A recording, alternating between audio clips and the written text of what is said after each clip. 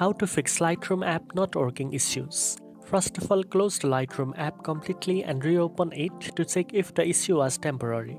If the app is still not opening or keeps crashing, make sure your internet connection is stable because Lightroom relies on online services for syncing and sign-in. Next, check if the app is updated by opening the Play Store, searching for Adobe Lightroom, and installing the latest version if an update is available. If the problem continues, go to your device settings, open apps, find Adobe Lightroom and tap on storage and cache. From here, clear the cache to remove temporary files that may be causing the app to freeze or lag. Clearing cache will not delete your photos or edits. After that, reopen the app and check if it works smoothly. Another helpful step is to restart your device to refresh system memory and background processes. If Lightroom is still not working, try signing out of your account and signing in again.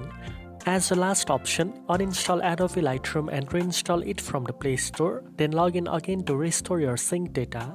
Now you know how to fix Lightroom app not working issues.